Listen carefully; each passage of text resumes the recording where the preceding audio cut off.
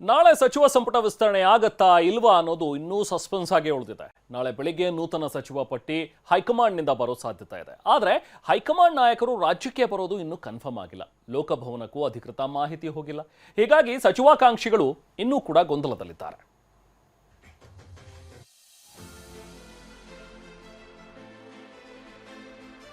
ನಾಳೆ ರಾಜ್ಯ ಸಚಿವ ಸಂಪುಟ ವಿಸ್ತರಣೆಯಾಗುತ್ತಾ ಇಲ್ವಾ? ಡಿಕೆಗೆ ಹೈಕಮಾಂಡ್ ಕರೆ. ನಾಳೆ ಬೆಳಗ್ಗೆ 10 ಗಂಟೆಗೆ ಪಟ್ಟಿ.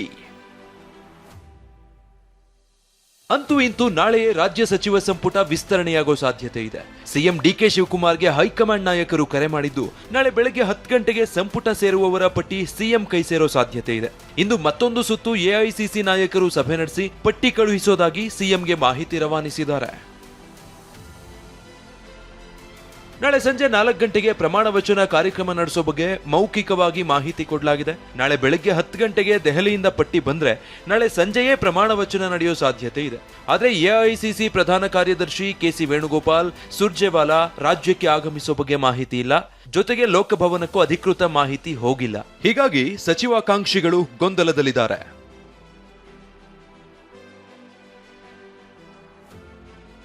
ಇನ್ನು ದೆಹಲಿಯಿಂದ ಆಗಮಿಸಿದ ಸಚಿವ ಪ್ರಿಯಾಂಕ್ ಖರ್ಗೆ ನಾಳೆ ಸಂಪುಟ ವಿಸ್ತರಣೆ ಆಗುತ್ತೆ ಅಂತಿದ್ದಾರೆ.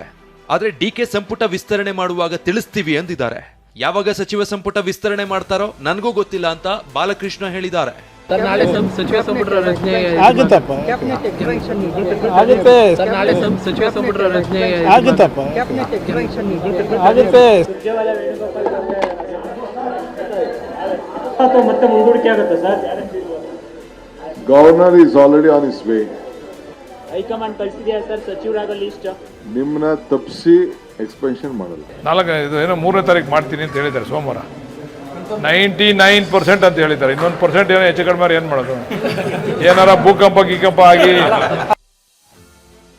ಕೆಲ ಹೆಸರುಗಳ ಬಗ್ಗೆ ಇನ್ನೂ ಮೂಡದ ಒಮ್ಮತ. ವಿಚಾರ ಅಂದ್ರೆ ದೆಹಲಿ ಮಟ್ಟದಲ್ಲೂ ಇನ್ನೂ ಕಸರತ್ತು ಮುಗ್ದಿಲ್ಲ.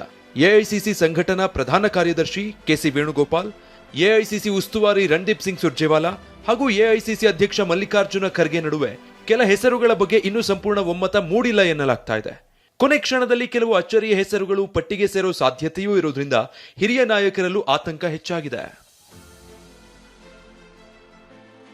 ಸಚಿವ ಸಂಪುಟ ವಿಸ್ತರಣೆ ವಿಳಂಬದ ಬಗ್ಗೆ ವ್ಯಂಗ್ಯವಾಡಿರುವ ಮಾಜಿ ಸಚಿವ ಶ್ರೀರಾಮುಲು ರಾಹುಲ್ ಗಾಂಧಿ ಅವರಿಗೆ ಸೂಟ್ ಕೇಸ್ ತಲುಪಿಲ್ಲ, ಕಪ್ಪು ಕಾಣಿಕೆ ಕೊಟ್ಟವರಿಗೆ ಮಂತ್ರಿ ಸ್ಥಾನ ಫಿಕ್ಸ್ ಆಗುತ್ತೆ ಅಂದಿದ್ದಾರೆ.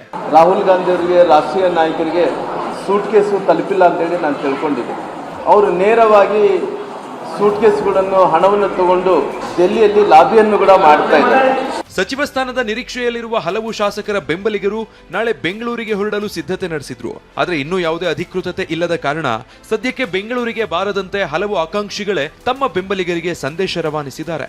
ಈ ನಡುವೆ ಮಾಜಿ ಸಚಿವ ಆರ್.ಬಿ. ತಿಮ್ಮಾಪುರ ಮಾಧ್ಯಮ ಪ್ರಕಟಣೆ ಹೊರಡಿಸಿದ್ದು ನಾಳಿನ ಸಚಿವರ ಪ್ರಮಾಣ ವಚನ ಕಾರ್ಯಕ್ರಮ ಅನಿವಾರ್ಯ ಕಾರಣದಿಂದ ಮುಂದೂಡಲಾಗಿದೆ.